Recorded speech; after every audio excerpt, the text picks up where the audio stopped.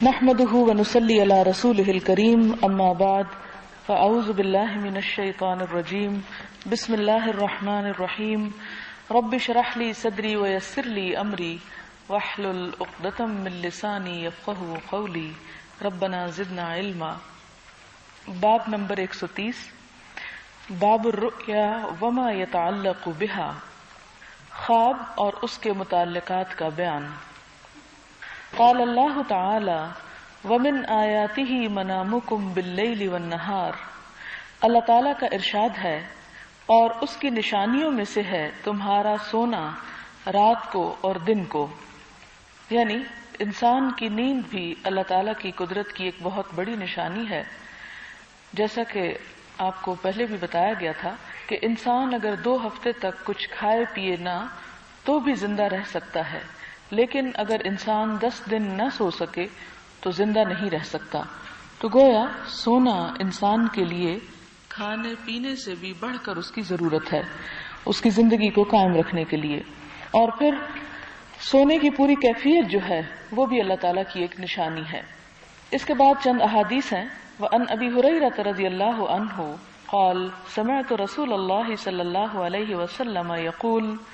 لم يبق من النبوة إلا المبشرات قالوا وما المبشرات قال الرؤيا الصالحة رواہ البخاری۔ حضرت ابو ہریرہ رضی اللہ تعالی عنہ سے مروی ہے، فرمایا میں نے حضور صلی اللہ علیہ وسلم کو یہ فرماتے سنا، نبوت سے کوئی چیز باقی نہیں رہ گئی سوائے مبشرات کے۔ صحابہ نے عرض کیا یا رسول اللہ صلی اللہ علیہ وسلم مبشرات سے کیا مراد ہے؟ فرمایا نیک خواب۔ خواب جو ہیں وہ انسانی زندگی میں بہت اہمیت رکھتے ہیں، اور خواب 2 طرح کے ہوتے ہیں۔ ایک تو وہ خواب ہوتا ہے جو کچھ انسان دن کو کرتا ہے وہی انسان رات کو خواب میں دیکھتا ہے۔ اسی طرح بعض اوقات انسان جو کچھ خواہش رکھتا ہے یا تمنا کرتا ہے وہ عام حقیقت میں جب پوری نہیں ہوتی وہ چیز تو وہ خواب میں اس کی پوری ہوتی ہے۔ تو ایک خواب تو اس قسم کے انسان کے روزمرہ کے اعمال اور خواہشات پر مبنی ہوتے ہیں، اور دوسرے خواب وہ ہوتے ہیں وہ چیزیں کہ جن کے بارے میں انسان نہ تو دن میں سوچتا ہے اور نہ ہی ان کی کوئی تمنا کرتا ہے، لیکن خواب کے اندر ایک ایسی انفارمیشن اور ایک ایسی چیز انسان کو مل جاتی ہے کہ جس کے ملنے کا کوئی اور سورس یا ذریعہ نہیں ہوتا۔ اس میں اچھے خواب بھی ہوتے ہیں اور برے خواب بھی ہوتے ہیں، اور اچھے خوابوں ہی کے لیے لفظ مبشرات خوشخبری دینے والے سامنے آتا ہے، اس لیے کہ انبیاء علیہ السلام کا جو مقام ہے، جیسے کہ حضور صلی اللہ علیہ وسلم کا مقام ہے اور آپ کی یہ صفت بھی ہے بشیرا و نذیرا، کہ خوشخبری دینے والے اور ڈرانے والے۔ تو آپ صلی اللہ علیہ وسلم نے اپنی تعلیمات میں مختلف لوگوں کو اچھا کام کرنے پر اچھی امیدیں دلائیں، اچھے وعدے کیے، اچھی خوشخبریاں دی۔ اب یہ ہے کہ اس کا سلسلہ ویسے تو ختم ہو چکا ہے، لیکن وہ بشارتیں بہرحال باقی ہیں۔ لیکن اس کے ساتھ ساتھ نیک لوگوں کو جو خواب آتے ہیں اور اس میں آنے والے واقعات کی جو انڈیکیشن ملتی ہے، مثلا کسی پر خدا نخواستہ کوئی مصیبت آنی ہوتی ہے تو اس کو خواب میں دکھا دیا جاتا ہے تاکہ اس کے لیے وہ دعا کر سکے، صدقہ کر سکے اور اس کی پیش بینی کر سکے اور اس خاص خطرے سے بچ سکے جس کا اس میں اشارہ کیا گیا۔ تو یہ بھی ایک طرح سے خوشخبری ہی کے ضمن میں آتا ہے کہ اس کو ایسی خبر دی گئی کہ جس سے وہ اپنے تکلیف دہ حالات سے بچ سکے۔ اسی طرح بعض اوقات کوئی ایسی چیز ملنے کی اس میں توقع ہوتی ہے کہ جس کو عام طور پر انسان نہیں سوچ سکتا۔ اس میں آپ دیکھیں کہ خواب کا پھر معنی سمجھنا جو ہے وہ نہایت ضروری ہے، اور اس کو صحیح طور پر انٹرپریٹ کرنا ضروری ہے، اور اس کے لیے تاریخ میں کچھ تابعین اور ائمہ کرام ایسے گزرے ہیں، خاص طور پر ابن سیرین اور اس کے ساتھ ساتھ امام جعفر صادق، کہ جنہیں اللہ تعالیٰ نے خاص طور پر یہ علم عطا کیا۔ انبیاء میں سے حضرت یوسف علیہ السلام جو ہیں، خاص طور پر ان کی خصوصیت قرآن پاک میں یہ بتائی گئی کہ انہیں خواب کی تعبیر کا علم عطا کیا گیا۔ اگلی حدیث ہے وَأَنْهُ أَنَّ النَّبِيَّ صلی اللہ علیہ وسلم قال اذا اقترب الزمان لم تكد رؤيا المؤمن تكذب ورؤيا المؤمن جزء من 46 جزءا من النبوة متفق علیہ وفی روایت اصدقکم رؤیا اصدقکم حدیثا. حضرت ابو ہریرہ رضی اللہ تعالی عنہ سے مروی ہے کہ حضور صلی اللہ علیہ وسلم نے فرمایا جب زمانہ قریب ہو جائے گا یعنی قیامت قریب آ جائے گی تو مومن کا خواب جھوٹا نہیں ہوگا اور مومن کا خواب نبوت کے 46 حصوں میں سے ایک حصہ ہے. بخاری اور مسلم کی روایت ہے اور ایک اور روایت میں ہے تم میں سے زیادہ صحیح خواب اس کے ہوں گے جو تم میں سے زیادہ سچی بات کرنے والا ہوگا، یعنی اس کا خواب زیادہ میننگ فل ہوگا. اور یہاں پر جو یہ فرمایا گیا کہ نبوت کے 46 حصے، تو اس کا مطلب یہ کہ اگر نبوت کو 40 حصوں میں بانٹ دیا جائے تو اس میں سے ایک حصہ خواب کا ہوگا. لیکن یہاں یہ بات ذہن میں رہے کہ خواب سے کوئی بھی حکم شرعی تبدیل نہیں ہو سکتا. مثلا شریعت میں اگر کوئی حکم ہے، مثال کے طور پر کہ نماز پڑھو، اگر خواب میں آپ کسی کو دیکھتے ہیں کہ کوئی آپ سے یہ کہہ رہا ہے کہ اللہ نے تم سے نمازیں معاف کر دی، تو خواب وہ 40واں حصہ ہی کیوں نہ ہو، خواب وہ کتنا ہی کلیئر خواب کیوں نہ ہو، لیکن خواب کے حکم سے اللہ تعالیٰ کا وہ فریضہ ساقط نہیں ہوگا جو قرآن پاک کی سچی کتاب میں اور اس کے ساتھ حضور صلی اللہ علیہ وسلم کی سنت کے ذریعے ایک ثابت شدہ بات ہے، اس کو نہیں بدل سکتا. یعنی خواب میں اگرچہ بعض ایسی باتیں انسان کی اس میں رہنمائی کی جاتی ہے کہ جو عام طور پر اس کی رہنمائی نہیں ہوتی یا کوئی اور شخص نہیں کر سکتا، کوئی اور طریقہ نہیں ہوتا، اسے خواب میں وہ راستہ دکھا دیا جاتا ہے. تو یہاں جو نبوت کا حصہ بتایا گیا وہ یہ کہ ایسا خواب کہ جو شریعت سے متصادم نہ ہو یعنی اس کے حکم کے خلاف نہ جائے. ہاں اگر شریعت کے کسی حکم کی تفصیل ہو یا اس پر عمل کرنے کا کوئی طریقہ ہو، مثلا خواب میں بعض لوگوں کو کچھ آیات پڑھنے کو ملتی ہیں، بعض اوقات کچھ ایسے اذکار ہوتے ہیں یا انسان خود کچھ آیات پڑھ رہا ہوتا ہے، تو وہ اپنی جگہ پر ہیں. لیکن کوئی بھی ایسی چیز جس کا حکم خواب میں ملے اور وہ شریعت سے ٹکراتی ہو تو اس خواب کے حکم کو سچ نہیں سمجھا جائے گا اور اصل حکم جو ہے وہی باقی رہے گا. اگلی حدیث ہے، حضرت ابو ہریرہ سے روایت ہے، فرمایا حضور صلی اللہ علیہ وسلم نے فرمایا جس نے مجھے خواب میں دیکھا تو وہ مجھے بیداری میں دیکھے گا، یا فرمایا گویا اس نے مجھے بیداری میں دیکھا. شیطان میری شکل اختیار نہیں کر سکتا. اس سے ایک بہت بڑی حقیقت پتہ چلتی ہے کہ اگر کوئی شخص خواب میں حضور صلی اللہ علیہ وسلم کو دیکھتا ہے تو گویا وہ ان کی اصلی شکل پر، لیکن یہ یقین ہونا اور یہ جاننا ضروری ہے، اور سیرت کی کتابوں میں جو آپ کا حلیہ اور جو آپ کا نقشہ بیان کیا گیا اس کے مطابق اس کا ہونا ضروری ہے. اگر کوئی ایسی شکل ہے کہ جس کے بارے میں آپ نہیں سوچ سکتے کہ یہ حضور صلی اللہ علیہ وسلم ہو سکتے ہیں اور کوئی آپ کو یہ بتاتا ہے، تو وہ جب تک اس تصویر کے مطابق نہ ہو جو شمائل کی کتابوں میں آئی ہے تو وہ خواب بھی سچا نہیں گردانا جائے گا. بعض اوقات ایسا ہوتا ہے کہ انسان کسی بزرگ ہستی کو نبی صلی اللہ علیہ وسلم کی شکل پر سمجھ لیتا ہے اور اس کی طرف سے آنے والی ہر بات کو حرف آخر سمجھتا ہے، تو ایسا نہیں ہونا چاہیے. اگر کبھی کسی کو یہ اتفاق ہو کہ نبی صلی اللہ علیہ وسلم اس کو خواب میں نظر آئے ہیں تو پھر اسے لازمی طور پر شمائل کی کتابوں کا، شمائل ترمذی ایک مشہور کتاب ہے جس میں آپ صلی اللہ علیہ وسلم کے چہرے کا، آپ کے بالوں کا، آپ کے حلیے کا، آپ کے لباس کا پورا خاکہ کھینچا ہوا ہے، اور اس طرح ہے گویا کہ پڑھتے ہوئے آپ یوں محسوس کریں کہ آپ کے اپنے ذہن میں ایک تصویر بن رہی ہے. اگر وہ تصویر اس کے مطابق ہے تو ٹھیک، اور اگر اس کے مطابق نہیں تو پھر وہ خواب درست نہیں ہوگا.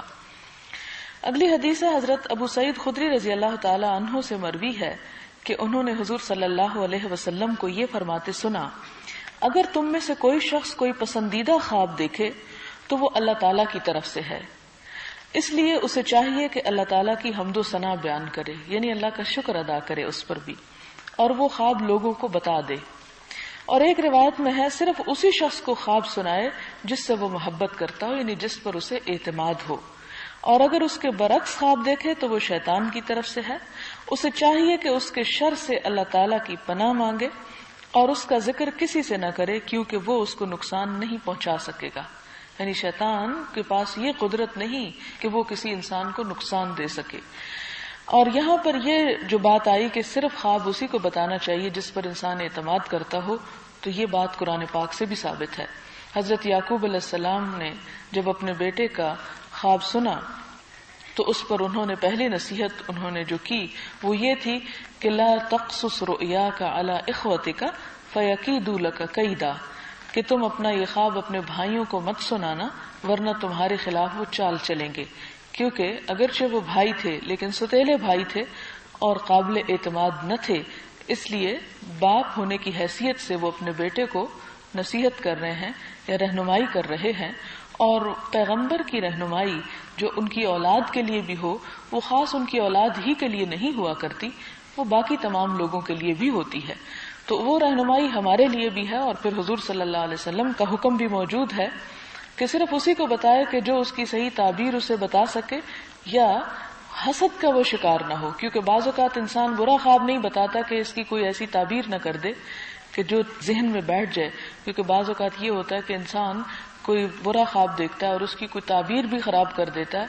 تو انسان نفسیاتی طور پر اتنا مفلوج ہو جاتا ہے کہ اس کو ہر چیز ویسی ہوتی نظر آنے لگتی اور پھر وہ ہو جاتی۔ تو اس لیے برا خواب بھی نہیں بتانا چاہیے اور اچھا بھی ہر ایک کو نہیں بتانا چاہیے، کیونکہ بعض اچھے خواب دوسروں کے حسد کا سبب بنتے ہیں، اور حسد ایک ایسی بیماری ہے کہ جس کی وجہ سے انسان نقصان اٹھا سکتا ہے دوسروں سے، یعنی حسد ان نقصان دہ چیزوں میں سے ہے کہ جس کے شر سے اللہ تعالیٰ نے ہمیں پناہ مانگنے کا حکم دیا ہے۔ اگلی حدیث ہے حضرت ابو قتادہ رضی اللہ تعالی عنہ سے مروی ہے، فرماتے ہیں کہ حضور صلی اللہ علیہ وسلم نے فرمایا،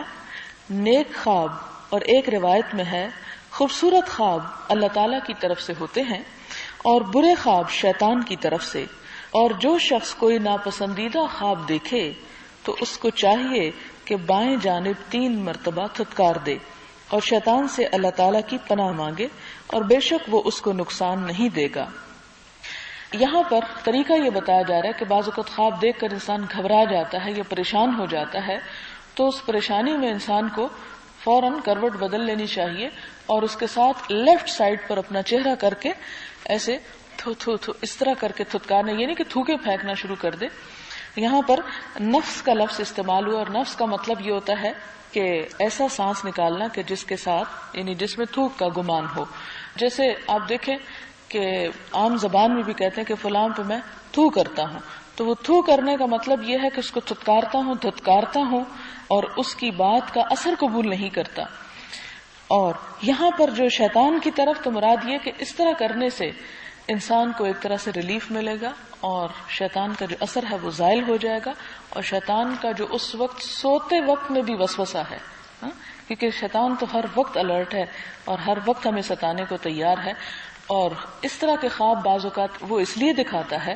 تاکہ انسان کی عمل کی صلاحیت کم ہو جائے اور انسان تفکرات اور غموں اور پریشانیوں کا شکار ہو کر کوئی عملی کام نہ کر سکے۔ ایک ایک دن زندگی کا ہمارے پاس بہت قیمتی ہے اور ہمارے لیے ایک امتحان کا دن ہے کہ جس میں ہم نے جو تیار کیا اسے کل ہمیں اس کا فائدہ اٹھانا ہے۔ اور اگر انسان اپنی زندگی کو صرف رنج و غم اور پریشانیوں اور غیر متعین قسم کے افکار اور ہموم کا شکار کر لیتا ہے تو انسان اپنی زندگی سے صحیح معنی میں فائدہ نہیں اٹھا سکتا۔ اسی لیے دعا کرنے کو کہا گیا کہ اللہم انی اعوذ بک من الہم والحزن، کہ یا اللہ میں تیری پناہ میں آتا ہوں کس سے؟ من الہم، ہم سے۔ ہم وہ فکر ہوتی ہے، وہ خدشہ جو بالکل بے بنیاد ہوتا ہے، ایسی فکر کہ جس کی کوئی اصل بھی نہیں ہوتی، اور حزن جو ہوتا ہے وہ دوسروں کے بارے میں غم ہوتا ہے، یعنی غم کی بھی کئی قسمیں عربی میں، تو حزن جو دوسروں کے بارے میں، مثلا اولاد کے بارے میں انسان بیکار قسم کی فکر کرتا رہے، شوہر کے بارے میں، رشتہ داروں کے بارے میں اور دوسرے لوگوں کے بارے میں، یعنی ایسے خدشات کا شکار کہ جن کی کوئی اصل ہی نہ ہو۔ کچھ تو ایسے ہوتے ہیں کہ جو واقعی ہوتے ہیں اور انسان کو فکر کرنی چاہیے اور اس کا علاج بھی کرنا چاہیے، لیکن کچھ فکریں ایسی ہوتی ہیں کہ جو شیطان کی طرف سے ہوتی ہے اور ان کی کوئی حقیقت نہیں ہوتی، اور اس کی وجہ سے شیطان دراصل چونکہ دشمن ہے ہمارا، وہ چاہتا ہم سے یہ ہے کہ ہمیں ایسی چیزوں میں مشغول رکھے کہ جس سے ذہنی طور پر ہم مفلوج ہو کر کوئی تعمیری اور اچھا کام کر نہ سکیں، سوچ نہ سکیں۔ اور غم سے اسی وجہ سے پناہ مانگی گئی کہ وہ ان قوتوں میں سے ہے کہ جو انسان کو بیکار کر دیتی ہیں، ان چیزوں میں سے ہے۔ اور پھر غم کے اپنے اثرات ہوتے ہیں، ڈپریشن کے اپنے اثرات ہوتے ہیں۔ آپ دیکھیں کہ حضرت یعقوب علیہ السلام اپنے بیٹے کے غم میں ساری عمر گھلتے رہے. قرآن پاک میں آتا ہے وَبْيَضَّتْ عَيْنَاهُ مِنَ الْحُزْنِ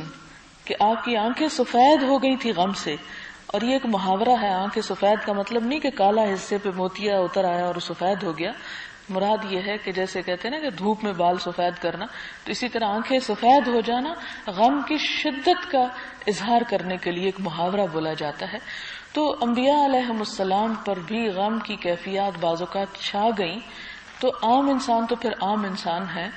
ہم پر بھی ایسی چیزیں آ سکتی ہیں. لہٰذا ہر روز فرض نماز کے بعد آپ صلی اللہ علیہ وسلم کا یہ طریقہ تھا کہ یہ دعا ضرور پڑھا کرتے تھے. تو اس دعا کو ایک تو اپنا حصہ بنا لینا چاہیے کہ یا اللہ ایسے تفکرات اور ایسے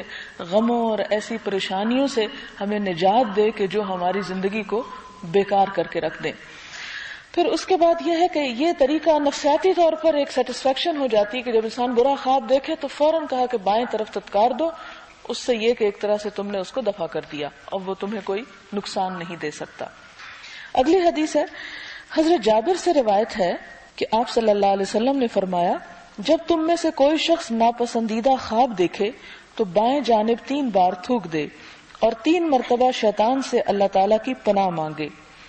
اور جس پہلو پر لیٹا ہوا تھا اس سے دوسرے پہلو پر منتقل ہو جائے. یعنی جب برا خواب دیکھیں تو 3 کام کریں. نمبر 1 3 دفعہ تھتکارنا، نمبر 2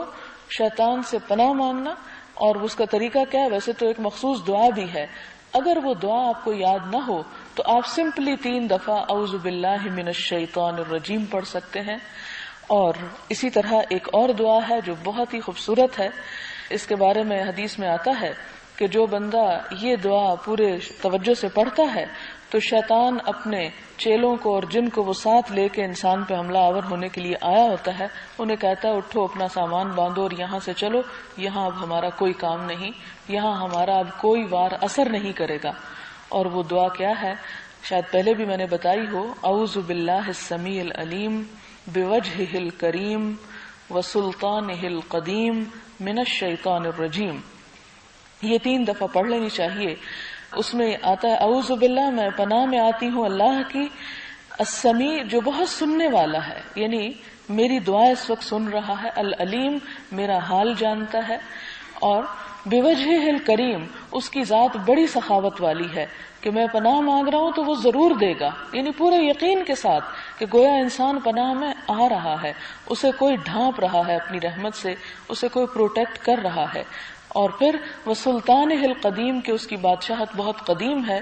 اور وہ ازل سے مالک ہے، اور یہ جو وقتی طور پہ مشکل پیش آئی ہے اس کی کوئی حیثیت نہیں اور وہ اسے بہت آسانی سے دور کر سکتا ہے. من الشیطان الرجیم جب یہ کہے تو دل میں شیطان سے نفرت کا بھی اظہار کرے کہ شیطان مردود سے میں نجات چاہتا ہوں. تو جب بندہ ان الفاظ میں اللہ تعالیٰ کی پناہ میں آتا ہے تو اللہ تعالیٰ اپنے بندے کو ضرور پناہ دیتے ہیں اور شیطان اپنا سب کچھ اٹھا کے چل پڑتا ہے، وہ پھر بندے کے اوپر حملہ آور نہیں ہو سکتا. اور اس کے بارے میں وہ بات بھی یاد رکھیں، یعنی اس حدیث کو مزید تقویت اس بات سے پہنچتی ہے کہ حضرت عمر رضی اللہ تعالیٰ عنہ کے بارے میں آپ صلی اللہ علیہ وسلم نے فرمایا کہ عمر جس راستے پہ جاتا ہے شیطان وہاں سے منہ موڑ جاتا ہے، وہ راستہ چھوڑ جاتا ہے کہ وہ آپ کا مقابلہ نہیں کر سکتا. تو اسی طرح اگر یہ دعا انسان ایسے وسوسوں کے وقت یا خاص طور پہ برا خواب دیکھنے کے وقت پڑھ لے تو انشاءاللہ تعالی وہ وسوسے اور وہ قباستیں جو ہیں انسان کے اوپر اثر انداز نہیں ہوں گی. اس کے بعد اگلی حدیث حضرت ابو الاسقا واصلہ بن اسقا رضی اللہ تعالی عنہ سے مروی ہے. فرماتے ہیں کہ حضور صلی اللہ علیہ وسلم نے فرمایا سب سے بڑا جھوٹ یہ ہے کہ آدمی اپنے باپ کے علاوہ کسی دوسرے کی طرف منسوب ہونے کا دعویٰ کرے، یعنی اپنی نسبت بدل دے. اور خاص طور پر اڈاپشن کے موقع پر جو بچوں کی ولدیت بدل دی جاتی ہے وہ نہیں بدلنی چاہیے. خواہ کوئی بچہ کسی کا اڈاپٹ کرے لیکن اصل باپ کا نام ضروری ہے اور وہی ہونا چاہیے، کیونکہ قرآن پاک میں بھی ہمیں سورۃ الاحزاب میں یہ حکم دیا گیا ادعوہم لآبائہم کہ بچوں کو ان کے باپوں کی طرف نسبت کر کے پکارو، باپ کا نام مت بدلو. اور یہاں پر بھی فرمایا کہ سب سے بڑا جھوٹ یہ کہ کوئی باپ کے علاوہ کسی اور کی طرف منسوب کرے اپنے آپ کو. اور بچے تو چھوٹے ہوتے ہیں، معصوم ہوتے ہیں، وہ تو نہیں کرتے، لیکن اگر کوئی اور کر دے اور بڑے ہو کر بچوں کو پتہ چل جائے تو اس صورت میں جسے یہ علم ہو کہ اس کا اصل باپ کا نام جو کچھ بھی تھا تو وہ اصل کی طرف لوٹ جائے، یہ اس کے لیے زیادہ بہتر ہے۔ پھر اس کے بعد یا سب سے بڑا اور جھوٹ کیا ہے کہ اپنی آنکھوں سے ایسی چیز دیکھنے کا دعویٰ کرے جو انہوں نے نہیں دیکھی، اور یہ کیا مراد ہے اس سے کہ ایسا خواب بیان کرے جو اس نے دیکھا ہی نہیں، صرف من گھڑت ایک قصہ یعنی اختراع کر لے، تو یہ یعنی عام جھوٹ سے بھی زیادہ سخت جھوٹ ہے۔ یعنی ایک تو عام جھوٹ انسان جاگتے میں اپنے لوگوں سے بولتا ہے، لیکن خواب کے اندر جو نہیں دیکھا وہ امیجن کر کے لوگوں کو سنائے تو وہ جھوٹوں میں سے بھی بڑا جھوٹ ہے۔ اور تیسری بات کیا جھوٹ ہے کہ رسول اللہ صلی اللہ علیہ وسلم سے ایسی بات منسوب کرے جو آپ نے نہیں فرمائی تھی۔ یعنی ہر کوئی کسی کی اچھی سینگ یا کسی بھی بات کے بارے میں جب تک کنفرم نہ ہو یہ کہتا رہے ایک حدیث میں یہ آتا ہے اور دوسری حدیث میں یہ آتا ہے، نہیں۔ حضرت عبداللہ بن عمر رضی اللہ تعالی عنہ کا حال یہ تھا کہ جب حدیث روایت کرنے لگتے تو آپ کا رنگ زرد پڑ جاتا تھا۔ لوگ پوچھتے تھے کہ آپ قرآن پڑھتے ہیں، آپ سب کچھ، تو آپ کا یہ حال نہیں ہوتا، جب آپ حدیث بیان کرنے لگتے تو آپ کی یہ کیفیت کیوں ہوتی ہے؟ تو وہ فرماتے تھے کہ آپ صلی اللہ علیہ وسلم نے فرمایا کہ جس نے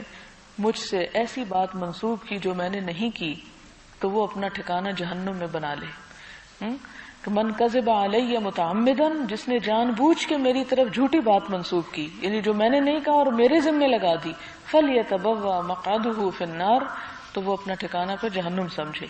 تو چونکہ صحابہ کرام پر بہت بڑی ذمہ داری تھی، وہ ان کے پاس فرسٹ ہینڈ نالج تھا جو ڈائریکٹ انہوں نے حضور صلی اللہ علیہ وسلم کی اتھارٹی کے ساتھ آگے ٹرانسمٹ کرنا تھا، اس لیے ان کی پریشانی بھی زیادہ تھی، کیونکہ ان کے اوپر وہ بوجھ تھا، وہ رسپانسبلٹی جو دوسروں پر بھی اگرچہ ہے لیکن کم ہو جاتی ہے، کیونکہ اس حقیقت کو جاننے والے صرف وہی تھے، اور ان کا کسی چیز کو تبدیل کرنا دین کی بنیادوں کو تبدیل کر دینا تھا۔ اور اسی لیے ہم دیکھتے ہیں کہ صحابہ کرام اپنے بارے میں کہتے ہیں کہ ہم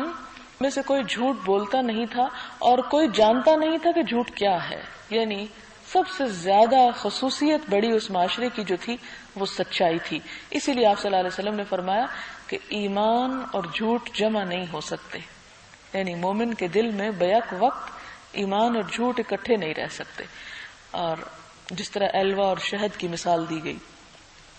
اگلا باب ہے کتاب السلام،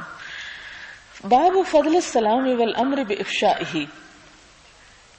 کتاب السلام، سلام کی فضیلت اور اس کو عام کرنے کے حکم کا بیان۔ قال اللہ تعالی یا ایھا الذین آمنوا لا تدخلوا بیوتا غیر بیوتکم حتی تستأنسوا وَتُسَلِّمُوا عَلَىٰ أَهْلِهَا۔ اللہ تعالیٰ نے ارشاد فرمایا، اے ایمان والو، نہ داخل ہوا کرو دوسروں کے گھروں میں اپنے گھروں کے سوا جب تک تم اجازت نہ لے لو اور سلام نہ کر لو ان گھروں میں رہنے والوں پر۔ یعنی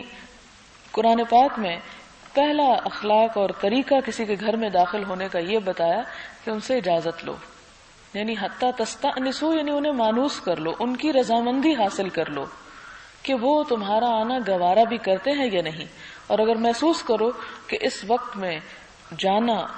اہل خانہ کو ناگوار ہے تو پھر زبردستی جانا جو ہے اس کی ممانعت ہے۔ دوسرا اخلاق کیا بتایا گیا کہ جب گھر میں کسی کی اجازت کے باوجود جب جانے لگو تو کیا کرو؟ سلام کیا کرو، یعنی پہلا کام جو اندر قدم رکھتے ہوئے کرو گے وہ سلام ہے۔ اور سلام کا لفظی مطلب کیا ہے؟ سلامتی، کہ السلام اللہ تعالیٰ کا بھی نام ہے، اور السلام علیکم کہ تم پر سراسر سلامتی ہو، یعنی اے میرے مومن بھائی، میری طرف سے، میری زبان، میرے ہاتھ، میری ہر چیز سے تم امن اور سلامتی میں ہو، میری طرف سے کوئی تمہیں دکھ یا تکلیف یا پریشانی نہ ہوگی، میری طرف سے تم بالکل بے فکر اور مطمئن ہو جاؤ۔ یہ سلام کی اصل میں روح ہے کہ ایک بندہ دوسرے کے اوپر جب سلام کرتا ہے۔ پھر فرمایا وقال اللہ تعالی فَإِذَا دَخَلْتُمْ بُيُوتًا فَسَلِّمُوا عَلَىٰ أَنفُسِكُمْ تَحِيَّةً مِّنْ عِندِ اللَّهِ مُبَارَكَةً طَيِّبَةً۔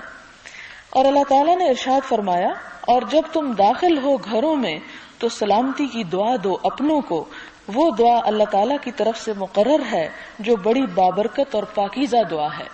یہاں پر آپ دیکھیں کہ سلام کا کہا گیا کہ سلام کرو، لیکن ساتھ بڑی خوبصورت اصطلاح ہے، وہ بہت خوبصورت ترکیب ہے، الا انفسکم، اپنے نفسوں پہ سلام کرو. یعنی انسان سلام تو دوسرے کو کرتا ہے، تو اپنے نفس پہ سلام کا کیا مطلب ہے؟ اس کا مطلب یہ ہے کہ انسان جب دوسرے کو سلام کرتا ہے تو دوسرا جواب میں سلام کرنے والے پہ سلام بھیجے گا. اور اس شخص کا ابتدا کرنا دراصل اپنے لیے رحمت کا دروازہ کھولنا ہے. دو طرح، نمبر ایک یہ کہ جو سلام میں پہل کرتا ہے اس کو 30 نیکیاں ملتی ہیں. نمبر دو یہ کہ یہ ابتدا کرتا ہے سلامتی کی تو دوسرا بھی اس پر سلامتی کی دعا کرتا ہے. اگر یہ نہیں کرے گا تو شاید دوسرا بھی اس کی طرف سلامتی نہ بھیجے.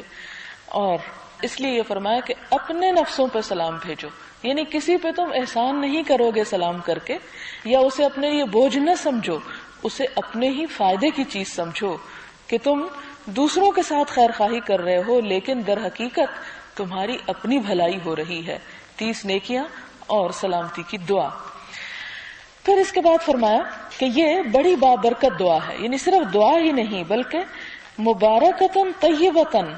بڑی پاکیزہ، خوبصورت اور بابرکت، کہ جب کوئی تمہیں دعا دیتا ہے تو گویا تمہیں برکتوں کی دعا مل رہی ہے. اور انسان دن میں جتنی مرتبہ بھی کسی سے ملے اور سلام کرے تو کتنی مرتبہ وہ دعائیں لیتا ہے، اور جب دیتا ہے کسی کو خاص طور پر، کیونکہ جب تک دیتا نہیں تو دوسرے کے بارے میں یقین سے نہیں کہا جا سکتا کہ وہ ابتدا کرے گا یا نہیں کرے گا. اس لیے دوسرے کا انتظار کرنے سے پہلے خود ابتدا کر لینی چاہیے.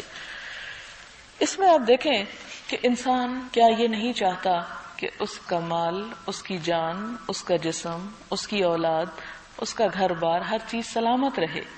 یعنی ہم میں سے کون یہ نہیں چاہتا؟ ہم میں سے ہر شخص سلامتی، پیس، امن، سکون کا متلاشی ہے. تو اللہ تعالیٰ نے ہماری میل ملاقات کے اندر ایسے الفاظ شامل کر دیے کہ جس میں ایک دوسرے پر دعائیں آتی رہیں اور سلامتی پڑتی رہے. اور پھر اس میں آپ دیکھیں کہ دوسرے جتنے بھی مذاہب ہیں اور ان کے اندر جتنی بھی دعائیں ہیں سلام کے بدلے کے طور پر، اس میں وہ روح نہیں، وہ مقصد نہیں، وہ دعا نہیں جس طرح کہ اسلام کے اس السلام علیکم میں ہے. پھر اسی طرح ایک اور آیت ہے، وَإِذَا حُيِّيتُم بِتَحِيَّةٍ فَحَيُّوا بِأَحْسَنَ مِنْهَا أَوْ رُدُّوهَا، کہ جب سلام تمہیں کیا جائے تو تم اسی لفظ کے ساتھ سلام کا جواب دے دو، یا کم از کم اتنا، یا پھر اس سے بھی بڑھ کر. اس میں آپ دیکھیں کہ جب کوئی سلام کرے تو السلام علیکم کا جواب وعلیکم السلام ہے، لیکن ورحمۃ اللہ وبرکاتہ جو ہے یہ اس سے زیادہ ہے. یعنی اگر زیادہ نہیں دے سکتے تو کوئی بات نہیں، گناہ کی بات نہیں، لیکن اتنا تو دو، وعلیکم السلام کہنا بھی فرض ہے. ایک حدیث میں جو مومن کے مومن پر حقوق بتائے گئے تو ان میں ایک حق یہ بھی بتایا گیا کہ سلام کا جواب دیا جائے. یعنی جب کوئی سلام کرے تو جواب میں اس کو اس کا جواب دیا جائے. تو یہ نہیں کہ اگر کوئی سلام کر رہا ہے تو دوسرا صرف خاموش رہ جائے، بلکہ اس کا بھی فرض بنتا ہے کہ وہ کرنے والے کو ضرور جواب دے. اس میں ہم دیکھتے ہیں کہ ابراہیم علیہ السلام کے پاس جب فرشتے آتے ہیں تو وہ بھی سلام کرتے ہیں. اسی طرح ہم دیکھتے ہیں کہ جبریل علیہ السلام ایک دفعہ آتے ہیں اور حضرت خدیجہ کے لیے اللہ تعالیٰ کا سلام بھجواتے ہیں. تو یہ سلام نہ صرف یہ کہ سامنے والے شخص کو کرنا چاہیے، بلکہ دور ایسا شخص کہ جس سے براہ راست بات نہیں ہو پا رہی تو کسی دوسرے کے ہاتھ بھیج سکتے ہیں یا اسے لکھ کر پہنچا سکتے ہیں. یعنی مختلف طریقوں سے سلام کیا جانا چاہیے، اور صرف اپنے جیسوں کو نہیں بلکہ مختلف قسم کے لوگوں کے ساتھ اس کی مزید تفصیلات آگے آتی ہیں. حضرت ابراہیم علیہ السلام کے پاس جب فرشتے آئے، اذ دخلوا علیہ فقالوا سلاما، جب اس پہ داخل ہوئے تو انہوں نے سب سے پہلے کہا سلام. قال سلام، تو حضرت ابراہیم نے بھی جواب میں سلام کہا.